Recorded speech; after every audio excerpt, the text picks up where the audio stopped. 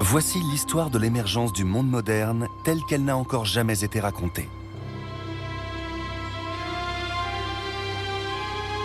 Une perspective nouvelle qui montre comment la civilisation s'est propagée à travers le monde.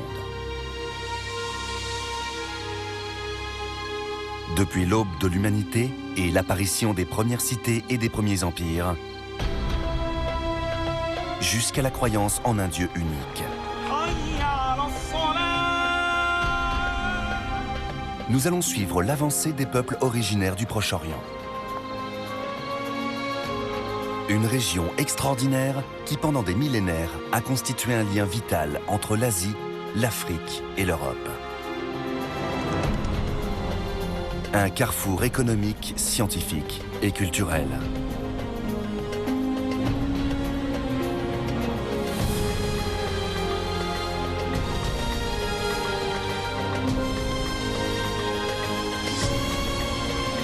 Accompagnez-nous dans cette odyssée fabuleuse. De l'Orient à l'Occident.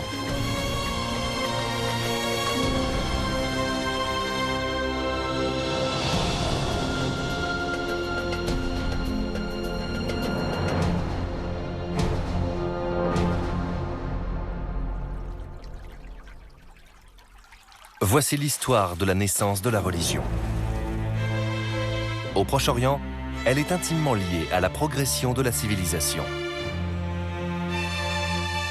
Nous allons explorer les efforts des premiers hommes pour comprendre et expliquer la nature, la vie et la mort et l'au-delà. Ce ne sont pas des ancêtres ni des prêtres, ce sont des êtres d'un autre monde. Nous découvrirons les premiers temples du Proche-Orient et verrons comment les dieux païens qui régnaient de la Mésopotamie à l'Égypte et de la Grèce à Rome ont été détrônés par un concept révolutionnaire. C'est un moment absolument clé de notre histoire.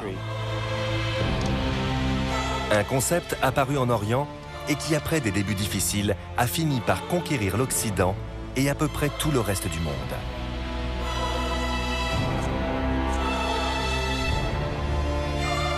Le monothéisme, la croyance en un Dieu unique et universel.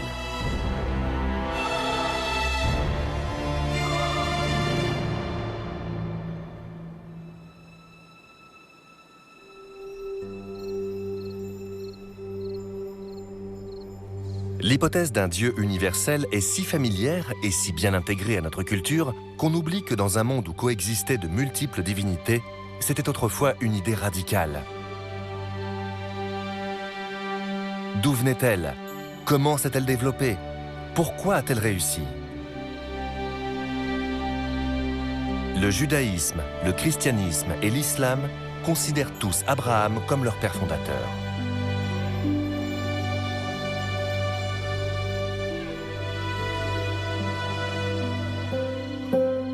Son nom apparaît pour la première fois dans la Genèse, premier livre de la Bible hébraïque. Quand on ouvre la Bible, on arrive très rapidement à Abraham. Et en gros, à partir de là, la Bible tout entière devient l'histoire d'une famille, celle d'Abraham. Tout tourne autour de sa rencontre et de son expérience avec Dieu. Je ferai de toi une grande nation et je te bénirai. Je rendrai ton nom grand.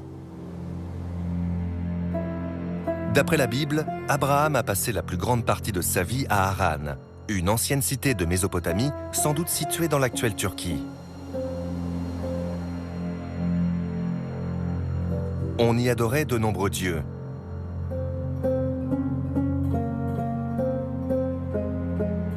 Comme dans tout le monde antique, le polythéisme régnait. Le moment fondateur de l'histoire d'Abraham, celui qui fait de lui le symbole du monothéisme, résulte d'un commandement divin. Prends ton fils unique que tu chéris et va-t'en au pays de Moria. Là, tu me l'offriras en sacrifice.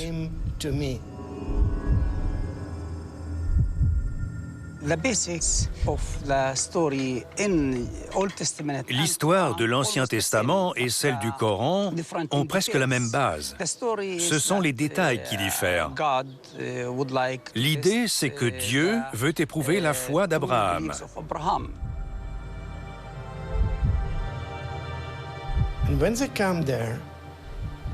Lorsqu'ils arrivent là-bas, il leur apparaît clairement que le sacrifice aura lieu. Le fils, l'unique, le fils chéri, va être sacrifié.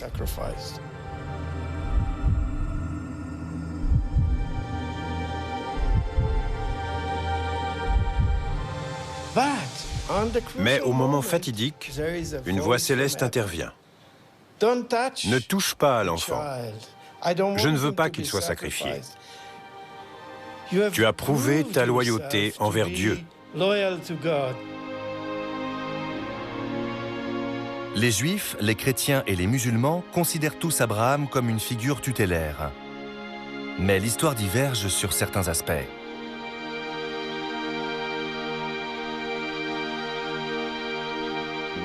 Dans la tradition juive, le sacrifice a failli avoir lieu à Jérusalem. Un temple a été érigé sur le site pour commémorer l'événement. On raconte que c'était un des plus grands édifices de l'Antiquité.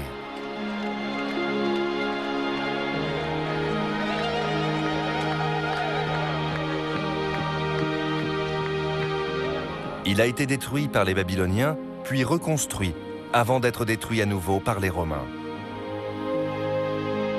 Lieu sacré du judaïsme, le mur des Lamentations en est le seul vestige.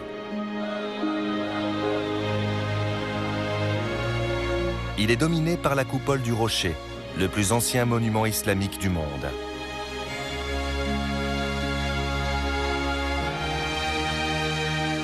Pour les musulmans, c'est ici qu'a eu lieu le Miraj, l'ascension céleste du prophète Mahomet à la rencontre de Dieu.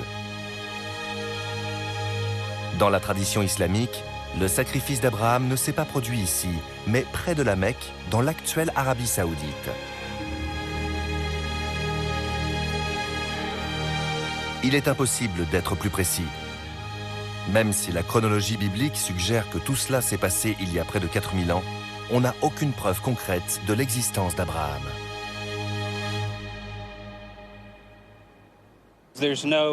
Il n'y a pas de traces archéologiques de son existence, aucun monument dans le désert avec une inscription « Abraham est passé ici ».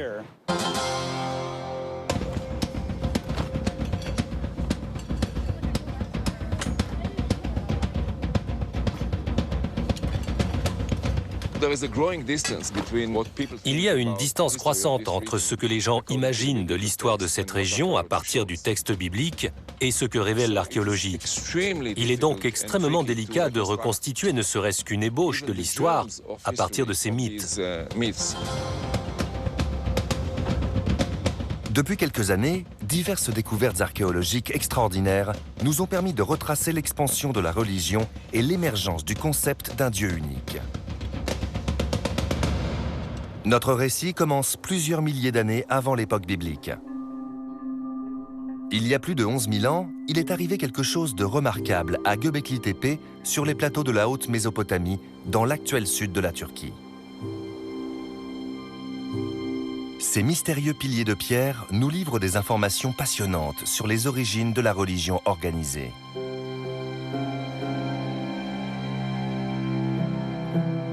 Ils ont été érigés à l'aube de la civilisation, avant l'adoption de l'agriculture, quand l'homme était encore un chasseur-cueilleur. La religion résulte de l'éternel besoin humain de comprendre le monde et d'expliquer les catastrophes naturelles, la vie et la mort.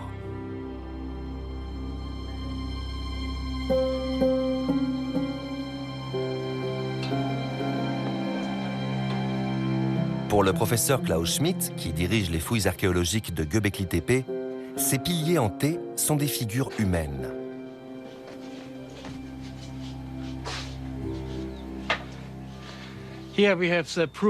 Voici la preuve que ces piliers sont réellement des représentations anthropomorphes. On a un grand bras de ce côté et les mains avec les doigts comme ça.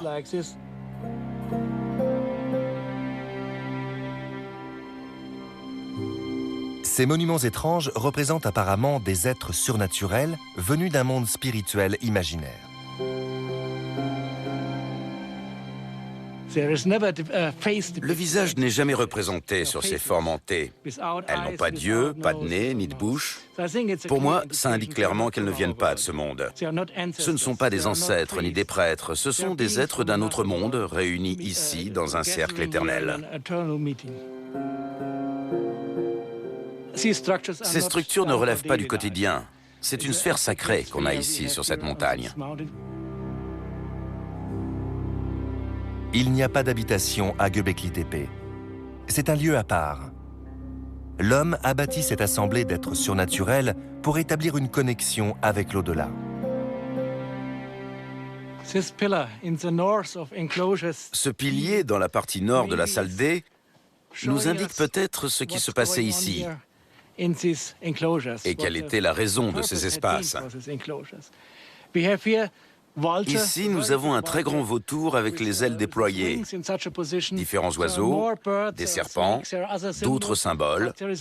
Ensuite, on a un immense scorpion avec d'autres animaux. Et enfin, tout en bas, il y a un être humain qui n'a manifestement pas de tête.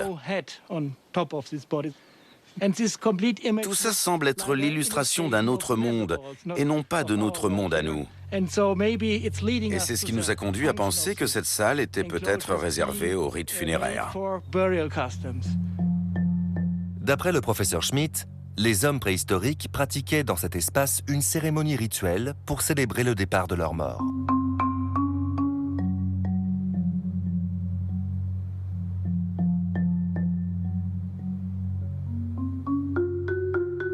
Les structures monumentales de Göbekli Tepe marquent un tournant dans le développement de l'être humain.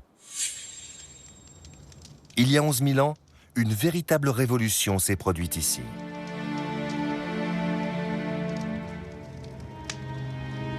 Des chasseurs-cueilleurs ont pris le temps de construire un lieu exprès pour marquer le passage de ce monde au suivant.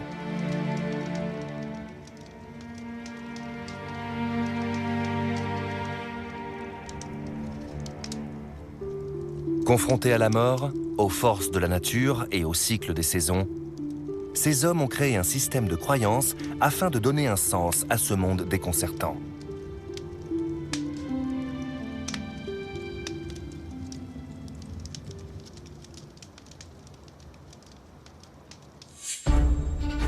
Toute la région recèle de véritables trésors archéologiques.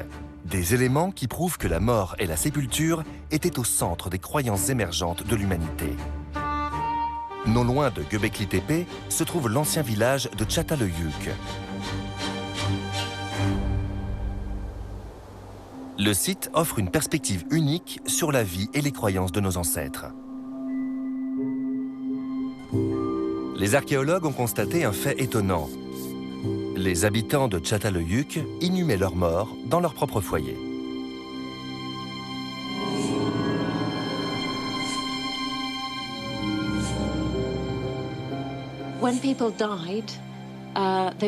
Quand quelqu'un mourait, on l'enterrait littéralement sous son lit.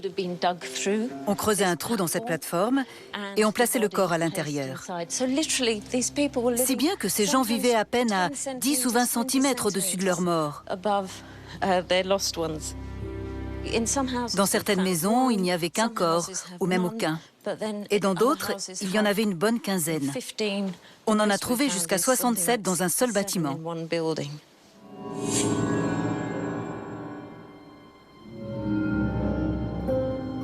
Les morts de Çatalhöyük étaient ensevelis avec le plus grand soin. Le corps est replié sur lui-même en position fétale, comme ça. Il est contenu dans une fosse assez étroite. Cette position suggère une possible renaissance. Les proches déposaient dans la tombe des objets précieux en prévision de cette nouvelle vie. On a trouvé différentes sortes de perles, en pierre, en coquillage, en argile et en os. Généralement, on les a retrouvées dispersées dans la tombe, à la hauteur du cou.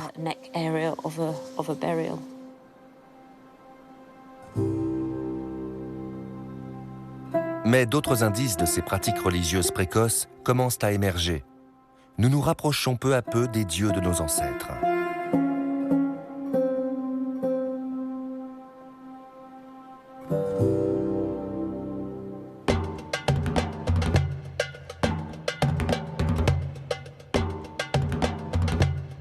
Dans le nord d'Israël, on a découvert la preuve d'un grand bond en avant dans la pensée religieuse.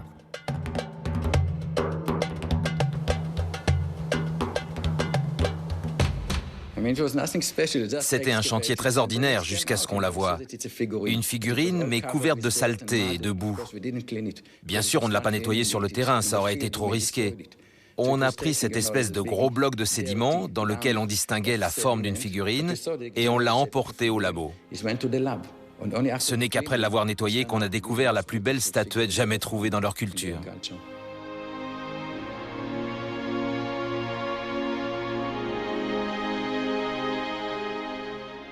D'après nous, ça représente la déesse mère, une sorte de divinité que toute la tribu devait vénérer.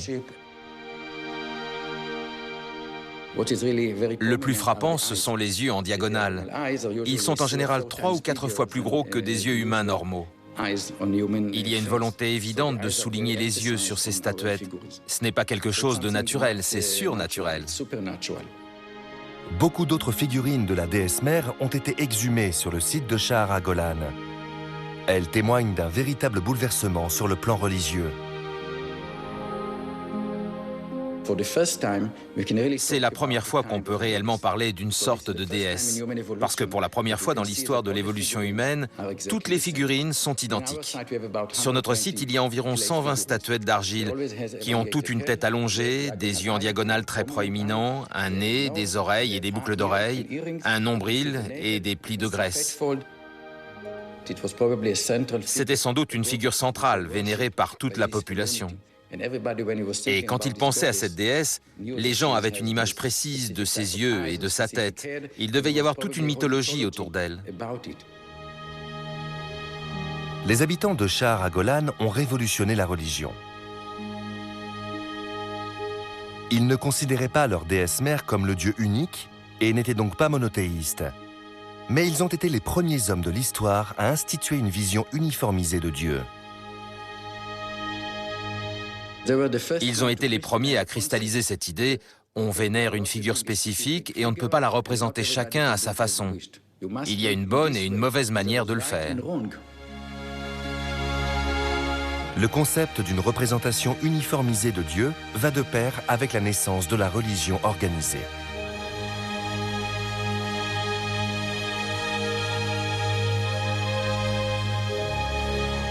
La création de lieux de culte communs est une des premières étapes de ce long voyage vers la civilisation.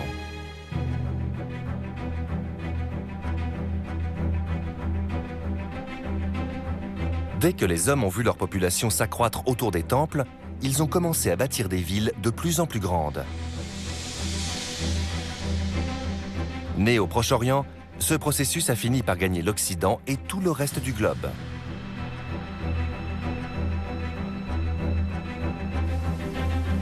Aujourd'hui, il y a des lieux de culte presque partout dans le monde. Les églises, les mosquées et les temples sont au cœur même de la cité.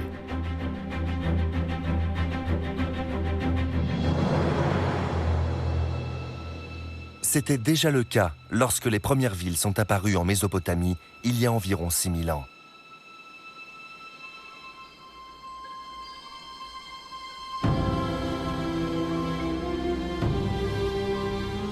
Mari, dans l'actuelle Syrie, était une des plus vastes. Bâtie selon des plans précis, avec un mur d'enceinte circulaire et un canal artificiel directement relié à l'Euphrate, elle s'articulait autour de son temple.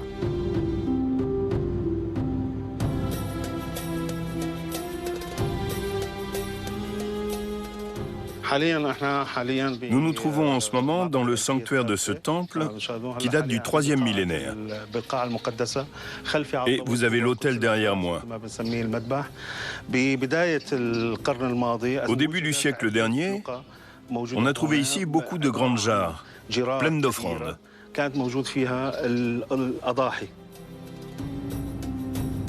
Le temple et le culte occupaient une place essentielle au sein de la cité. Et l'organisation de la religion a profondément et durablement influencé la société.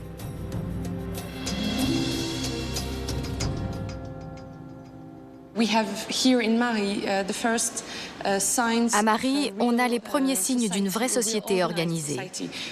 Par exemple, le palais est au milieu de la cité et les temples sont tout autour.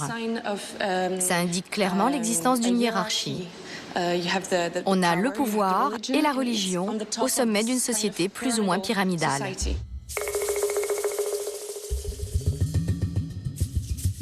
Des statues fabuleuses ont été découvertes dans les temples de Mari.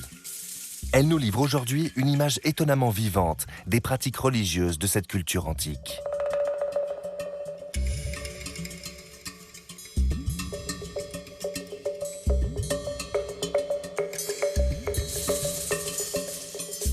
Ça, c'est la statue d'un fidèle. Elle est tout à fait représentative de ce qu'on trouve dans les temples de Mari.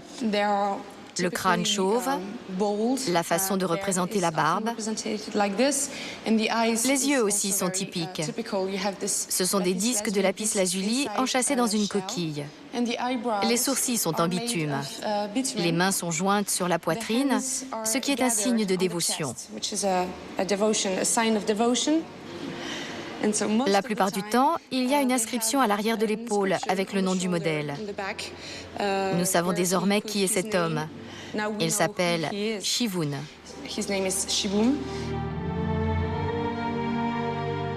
C'est la représentation typique du fidèle. Les citoyens fortunés commandaient des statues à leur effigie pour les offrir ensuite à un dieu bien précis. Ils ont chacun leur spécificité. Selon ce que vous voulez, vous vous tournerez vers tel dieu ou tel autre. C'est ce qui dicte le choix du temple. Il n'était plus question de culte uniformisé à une même déesse. On avait ici tout un panthéon de divinités très différentes les unes des autres et qui remplissaient chacune une fonction particulière. Vénérés dans toute la Mésopotamie, les dieux et les déesses de Mari font partie des premières divinités de notre histoire à avoir un nom. Nous savons qu'il y avait beaucoup de déesses et de dieux. Nous les connaissons à travers les mythes. Ils font l'objet de beaucoup d'histoires. Il y a par exemple Ishtar, qui est à la fois la déesse de l'amour et celle de la guerre. Il y a aussi le dieu du soleil et le dieu des agriculteurs. Ce panthéon mésopotamien est l'ancêtre de tous les autres, avec toujours un dieu principal et sa femme. Chez les Grecs et les Romains, le panel de dieux est exactement le même.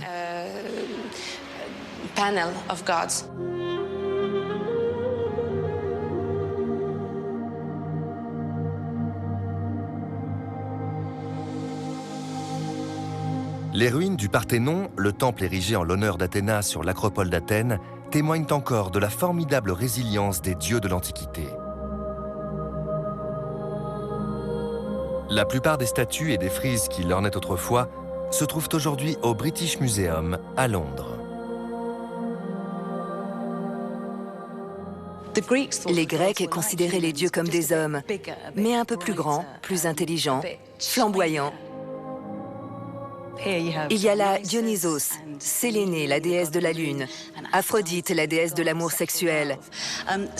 Alors, même si les dieux grecs ne s'entendaient pas toujours entre eux, ils buvaient beaucoup, ils avaient des liaisons les uns avec les autres, ils se disputaient tout le temps, ils n'en étaient pas moins divins.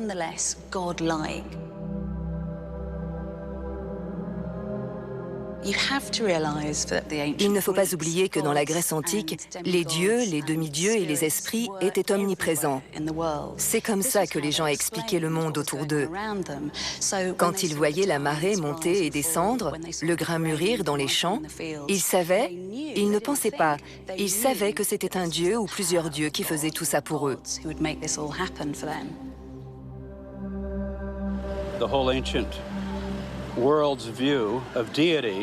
La conception de la déité dans le monde antique, c'est qu'il existe une force globale. Mais cette force n'est pas nécessairement incarnée, on ne va pas lui parler. Elle se manifeste à travers les puissances naturelles. Si bien que le ciel, la mer et tous les phénomènes naturels sont respectés. On les considère comme positifs, on les respecte et on les célèbre. On célèbre la puissance du vent et de la mer. Plus tard, les Romains ont adopté les dieux grecs en modifiant simplement leur nom. Zeus est ainsi devenu Jupiter, Dionysos Bacchus et Aphrodite Vénus. Il y avait alors des centaines de dieux pour toutes les occasions possibles et imaginables. Si vous étiez malade ou mourant, si vous aviez besoin d'aide ou de prospérité, si vous partiez en voyage et que vous aviez besoin d'être guidé ou protégé, il était logique pour les Grecs et les Romains de s'adresser à la divinité concernée. D'abord du point de vue de l'efficacité, parce qu'ils allaient directement à la source, mais aussi pour rendre hommage précisément à ce Dieu dans un temple où les prêtres se concentraient sur cet aspect en particulier.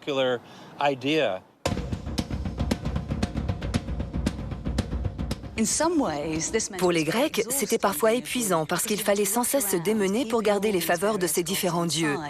Mais ça signifiait aussi que vous aviez toujours une chance d'obtenir gain de cause. Si ça ne marchait pas avec Apollon, vous pouviez essayer Aphrodite. Je pense que ça incitait les hommes et les femmes à être très tolérants. Si par exemple un visiteur leur faisait découvrir un dieu égyptien, ils étaient tout à fait disposés à croire en ses pouvoirs et même à embrasser un nouveau culte.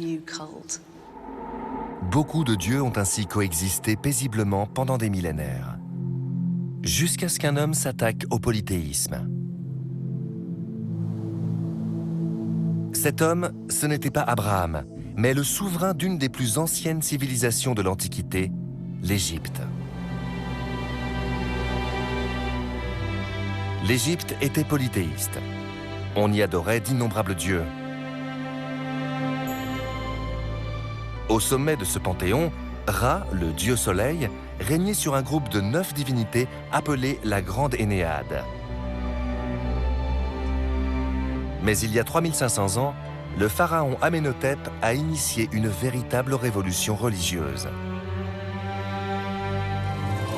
Il a contesté l'idée même du polythéisme.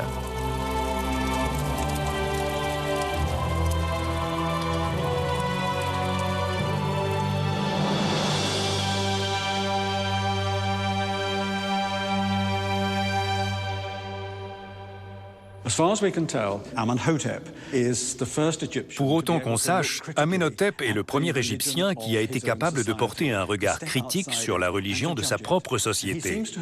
Et manifestement, il l'a trouvée en grande partie creuse. Pour lui, il n'y avait qu'un seul Dieu et qu'une seule source de pouvoir, celle qu'on voit là-haut dans le ciel, le soleil, rien d'autre ne comptait.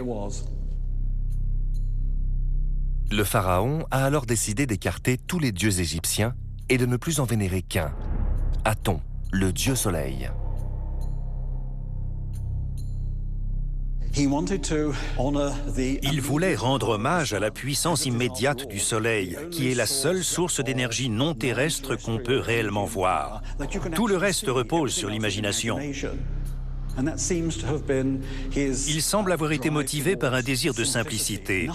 La seule chose qui compte, c'est l'expérience immédiate du soleil qui apparaît à l'horizon, vous réchauffe et est à l'origine de toute vie. En témoignage de sa dévotion à son nouveau dieu et de sa volonté d'éradiquer plusieurs siècles de polythéisme en Égypte, Amenhotep a changé de nom. Il a débuté son règne sous le nom d'Amenhotep, en l'honneur du dieu traditionnel de Thèbes. Mais plus tard, il a changé pour Akhenaton, en l'honneur du disque solaire, l'Aton.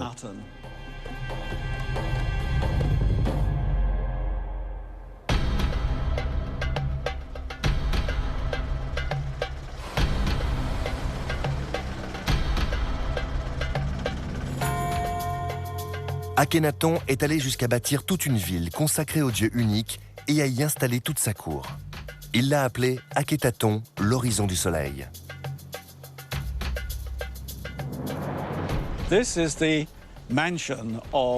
Voici le temple d'Aton, qui est un des 2 principaux lieux de culte. À certains égards, son architecture est assez traditionnelle. C'est une série de cours organisées autour d'un axe central. Mais ce qui est frappant, c'est qu'il n'y a aucun bâtiment couvert à l'intérieur. Les cours sont à ciel ouvert parce qu'elles sont là pour qu'on puisse apprécier le disque visible du soleil, le prier et lui faire des offrandes. Ce qu'Akhenaton veut montrer, c'est que l'essence de la divinité est visible. Le pouvoir du soleil est là-haut, il est directement accessible. Il n'y a pas besoin de s'embarrasser de temples fermés avec de nombreuses statues. Cette dévotion à un dieu unique est rapidement adoptée par l'entourage du pharaon.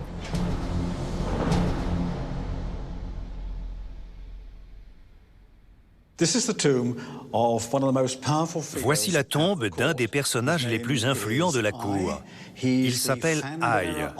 C'est lui qui porte l'éventail à la droite du roi. Derrière lui, il y a sa femme, Ti. Ils sont tous les deux agenouillés avec les bras tendus vers le soleil levant en signe d'adoration. Et au-dessus, on a les colonnes de hiéroglyphes d'un long hymne à Aton. Il célèbre le lever quotidien du disque solaire. À l'horizon du ciel, ô Aton, tu as créé la terre selon ton désir, ô Dieu unique. Tu as mis chaque homme à sa place. Cet hymne affirme très clairement le monothéisme d'Akhenaton. Pour le pharaon, il n'y a qu'un Dieu. Il n'y a aucune référence aux autres dieux. Akhenaton balaie tout ça. Il ne porte aucun intérêt à d'autres formes de divinité qu'on pourrait considérer comme faisant partie du soleil. Tout est simplifié. Elles ne sont pas damnées, elles sont juste exclues. Akhenaton est mort en 1336 avant notre ère, convaincu d'avoir durablement marqué la religion égyptienne. Mais au XIXe siècle, on a découvert près de 400 tablettes cunéiformes qui révèlent que le culte du Dieu unique s'est éteint avec lui.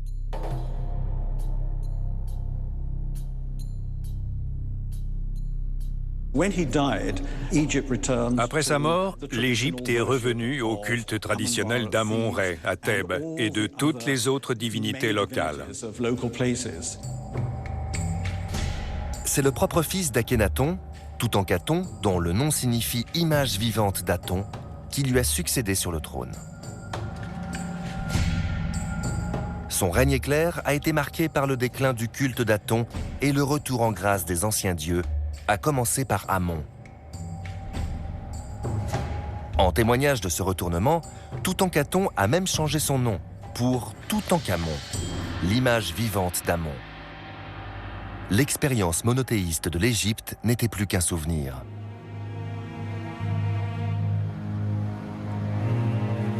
Le polythéisme était trop profondément ancré dans la culture religieuse de l'Antiquité pour se laisser écarter sans heurts. La croyance moderne en un Dieu unique s'est imposée au prix d'une lutte acharnée.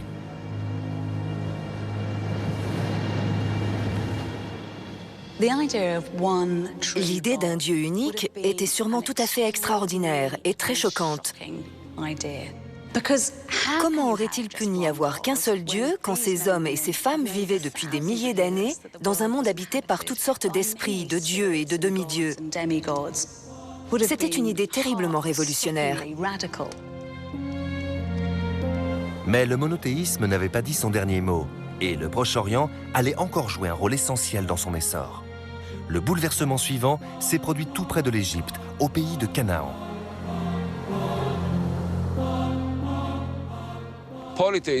Le polythéisme était profondément enraciné dans cette partie du monde, depuis des millénaires. Nous en avons l'exemple ici même. Je me trouve sur les marches d'un autel qui a été construit au 3e millénaire avant notre ère, au début de l'âge de bronze. Il était associé au temple que vous pouvez voir derrière moi, sur ma droite. Dans la Bible, Canaan est la terre promise par Dieu à Abraham. Mais les archéologues cherchent désormais d'autres preuves de l'existence du peuple d'Abraham, les premiers Israélites. Pour ce qui est de la période formative de l'histoire des Israélites, L'archéologie est la discipline reine. Tout repose sur elle, car elle fournit des éléments en temps réel. Si je sors une pelle et que je me mets à creuser là, devant la caméra, je suis aussitôt dans la couche historique, la couche archéologique si vous préférez. Ce n'est pas le cas avec le texte biblique. Il ne faut surtout pas l'oublier.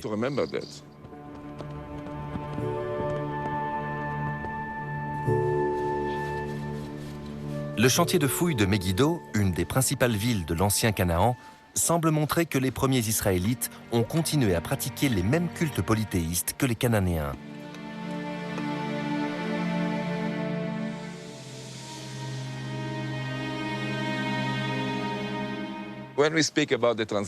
Si l'on prend la transition entre la vie cananéenne, disons au 2e millénaire, et les Israélites, à la fin du 2e et au début du 1er millénaire avant notre ère, je pense qu'il ne s'est rien passé du point de vue du culte. Il y a une continuité.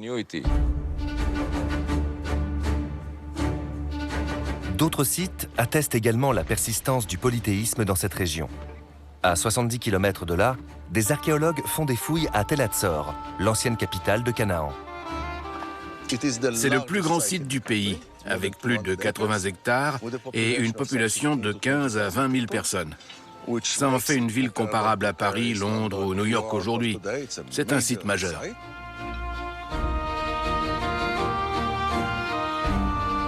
Les éléments mis au jour prouvent qu'il y avait de nombreux dieux à Canaan.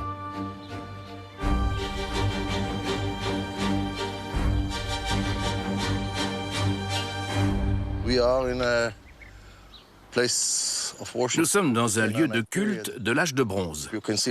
On peut le voir d'abord aux pierres debout, qui étaient sacrées. Ensuite, on a le nom et le rôle des différents dieux, comme par exemple Adou, le dieu de l'orage, qui était un dieu très important ici à Hatzor. Mais ce n'était pas le seul, on vénérait aussi le dieu Sin, le dieu Lune et le dieu El.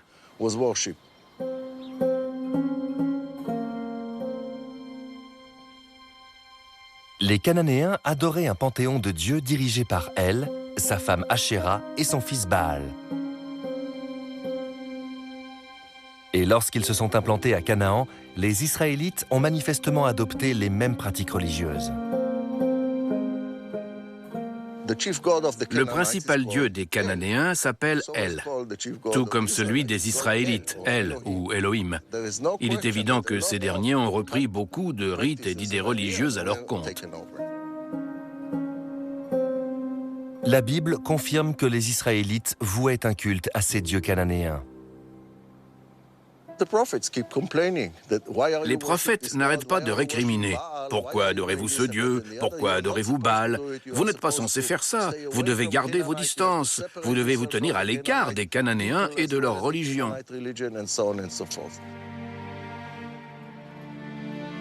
Les premiers livres de l'Ancien Testament reviennent souvent sur la difficile conquête du cœur et de l'esprit des Israélites. Un combat opposant les vieux dieux païens de Canaan au Dieu unique, révélé sous le nom de Yahvé.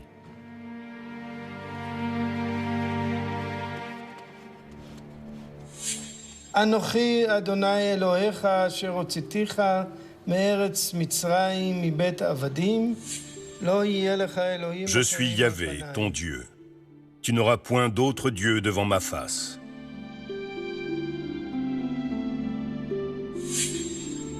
C'est le premier des 10 commandements dictés par Dieu à Moïse sur le mont Sinaï.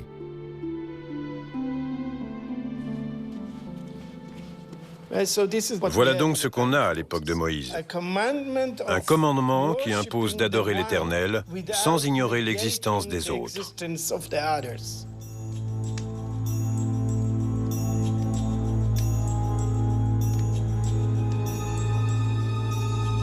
S'ils prennent Yahvé pour Dieu, les Israélites ne le considèrent pas encore comme le seul Dieu.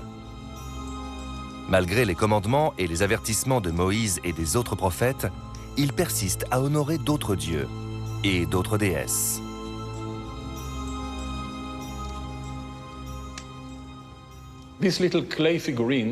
Cette petite statuette d'argile a été découverte sur mon chantier dans le nord d'Israël, au sud du lac de Tibériade, sur le site de Tel Rehov. La Bible n'en parle pas, mais c'était pourtant une ville très importante au Xe, 9e et 8e siècle avant notre ère. C'est un de nos volontaires qui l'a trouvé et qui me l'a apporté en courant. J'étais très content, c'est toujours un plaisir. La figurine a presque 2900 ans. Plusieurs milliers de sculptures féminines similaires ont été mises au jour sur différents sites de la période israélite. Elle tient un bébé dans ses bras, regardez. C'est donc une mère, une déesse mère en l'occurrence. Nous pensons qu'il s'agit d'Asherah. Elle est tout à fait représentative d'un certain type de figurine réalisée autour de 900 avant Jésus-Christ, quand la religion israélite n'était pas encore complètement monothéiste. Les Israélites continuaient à honorer la déesse cananéenne Asherah, en qui ils voyaient l'épouse de leur dieu Yahvé.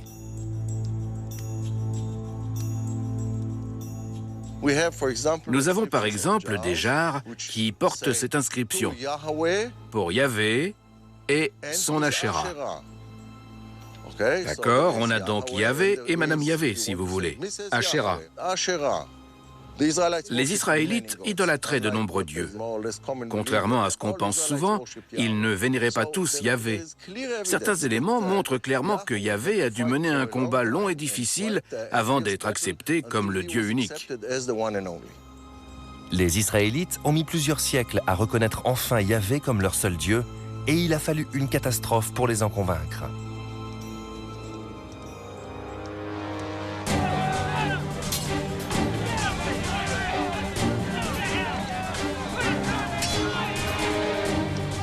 Il y a 2600 ans, le roi de Babylone, Nabuchodonosor, s'est emparé de Jérusalem. Ses armées ont mis la ville à sac et détruit le temple de Salomon. Des milliers de Juifs ont été faits prisonniers et réduits en esclavage. La défaite de Yahvé semblait consommée.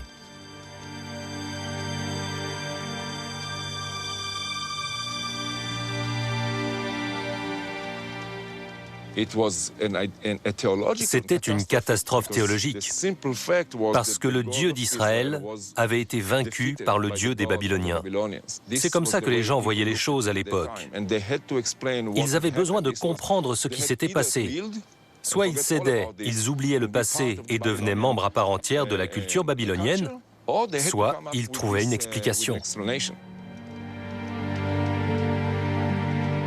Pendant leur captivité à Babylone, les Israélites ont élaboré une théorie révolutionnaire pour expliquer la défaite de leur Dieu. Ils ont imaginé un concept philosophique extraordinaire pour expliquer ce qui s'était passé et comment le Dieu d'Israël semblait avoir été vaincu alors qu'en fait pas du tout.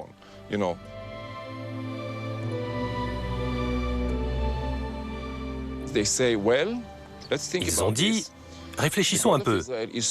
Le Dieu d'Israël est si puissant qu'il est universel. Il règne sur tout et il décide de tout. C'est lui qui a envoyé le roi de Babylone. Le roi de Babylone était donc un simple pion utilisé par le Dieu d'Israël pour punir l'apostasie des Israélites. Rien de plus.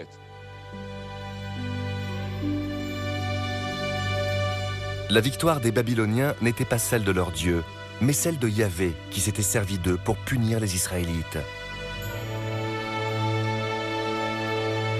Yahvé n'était pas seulement le Dieu des Israélites, mais aussi celui des Babyloniens. Il était le Dieu de tous. C'est un prophète inconnu du nom d'Isaïe qui a rédigé le texte fondateur du monothéisme, modifiant ainsi à tout jamais le cours de notre histoire.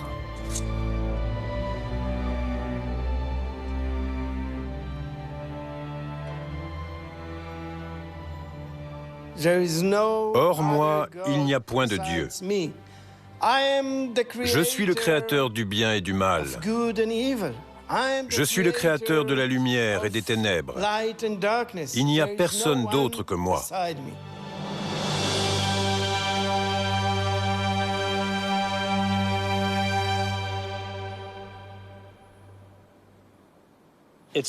C'est un moment absolument clé de notre histoire. Beaucoup de gens considèrent que c'est peut-être la plus grande des idées en termes de religion, si les grandes idées sont celles qui ont un impact vraiment durable.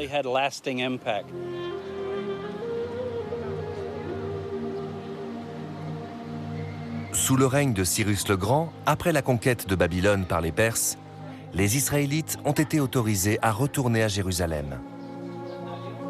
Ils ont emporté avec eux leur nouveau concept d'un Dieu universel.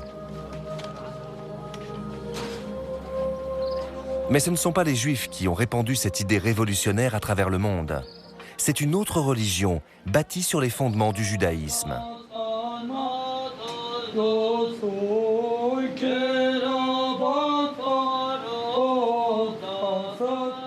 Jésus-Christ est né à Bethléem. La basilique de la Nativité marque l'endroit présumé de sa venue au monde.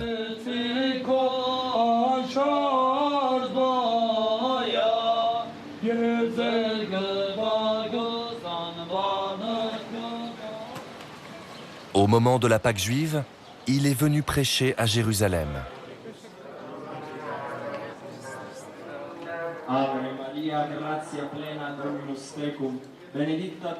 Considéré comme une menace pour la paix romaine, il a été arrêté, jugé et condamné à mort. De nos jours, les croyants viennent se recueillir sur ce qu'ils considèrent comme son chemin de croix.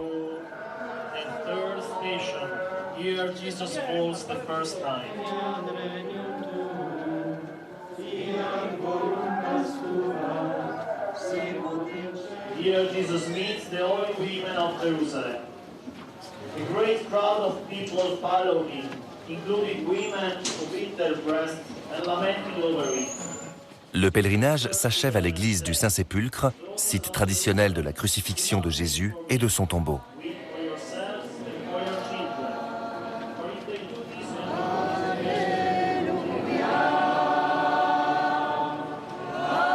Deux 2000 ans plus tard, le christianisme compte 2 milliards de fidèles.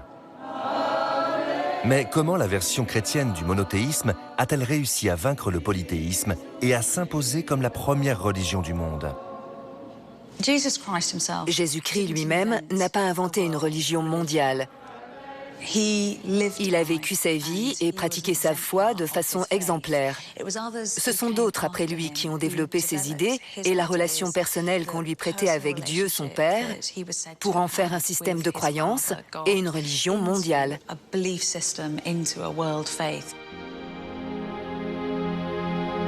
Ce n'est pas Jésus qui a prêché le christianisme et le monothéisme, mais un certain Saul de Tarse.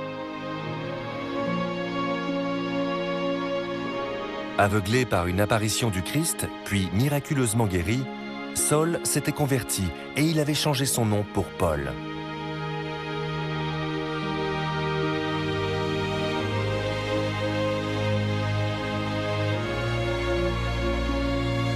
Il considérait que le message chrétien devait être prêché à la fois aux Juifs et aux non-Juifs, les gentils.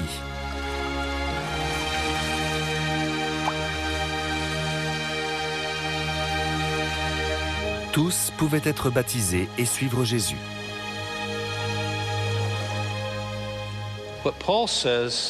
Ce que dit Paul, c'est « Si les gentils, les non-juifs, ont foi dans le Dieu d'Abraham, Isaac et Jacob, et qu'ils croient au Messie, Jésus, ne sont-ils pas aussi les enfants d'Abraham dans un sens spirituel ?»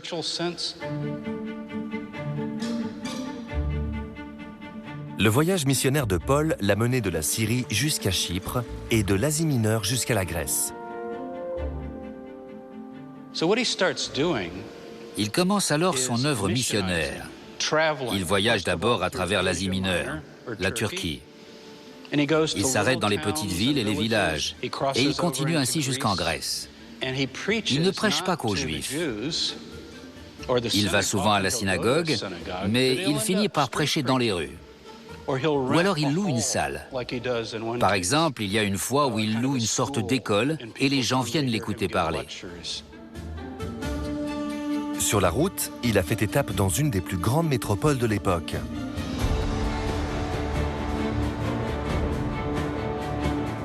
Éphèse, capitale de l'Asie romaine et deuxième ville du monde antique, comptait près d'un demi-million d'habitants.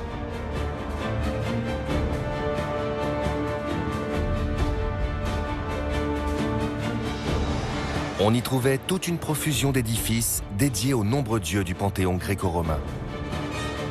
Le plus célèbre d'entre eux était le gigantesque temple d'Artémis.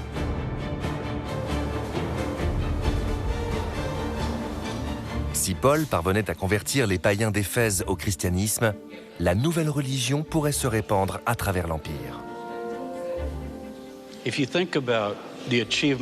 Ce qu'a accompli Paul en ouvrant le monde au christianisme, c'est totalement stupéfiant quand on y pense.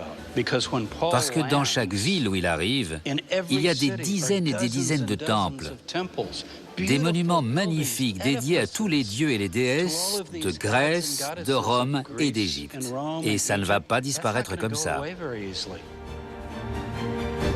À Éphèse, Paul et ses compagnons missionnaires ont rédigé et prêché les nouveaux évangiles du christianisme.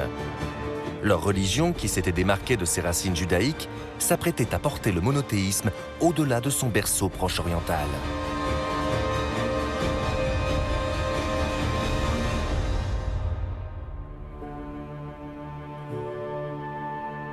Paul s'est ensuite rendu à Rome, capitale de l'Empire et centre du paganisme, pour y transmettre la bonne parole. Malgré le secret entourant le culte chrétien, il n'a pas tardé à s'attirer les foudres des autorités païennes.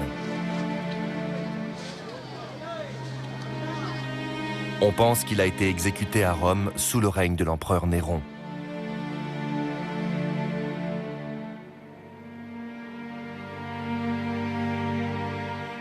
L'abbaye de Tréfontane marque l'endroit où il a été décapité.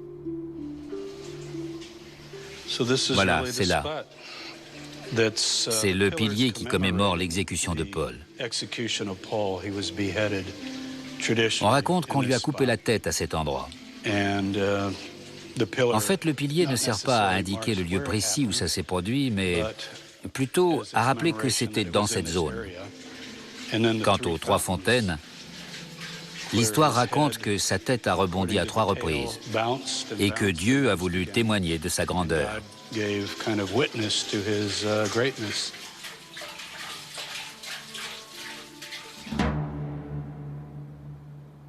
Après la mort de Paul, les empereurs romains ont continué à persécuter la religion chrétienne et à martyriser les fidèles qui refusaient d'accepter les dieux païens. 250 ans se sont encore écoulés avant qu'un ultime affrontement fasse triompher le monothéisme.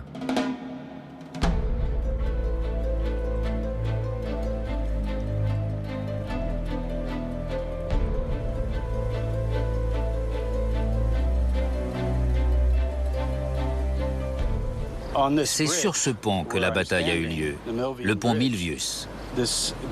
En gros, il s'agissait de décider qui prendrait le contrôle de Rome et deviendrait ainsi le prochain empereur.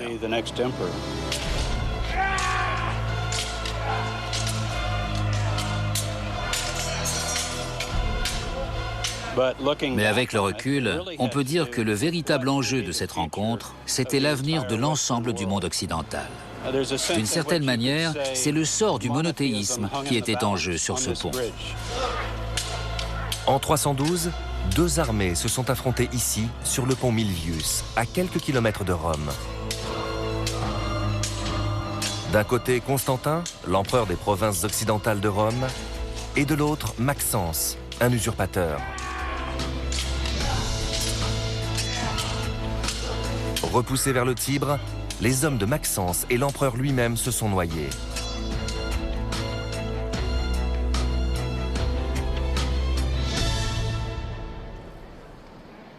À Rome, Constantin a fait ériger un arc de triomphe en souvenir de sa victoire.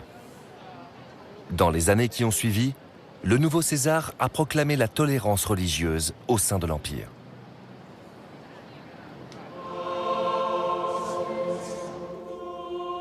« 70 ans plus tard, le christianisme est devenu la religion officielle du monde romain. C'était le triomphe de la croyance en un Dieu unique. un concept venu du Proche-Orient et qui domine désormais l'Occident. Plus tard, ce concept a été repris par d'autres religions. Dans le prochain épisode de cette série, nous découvrirons comment une nouvelle religion monothéiste, l'islam, a adopté et adapté la foi d'Abraham avant de se répandre à la vitesse de l'éclair dans tout le Proche-Orient et au-delà. Allahu Akbar, Allahu Akbar.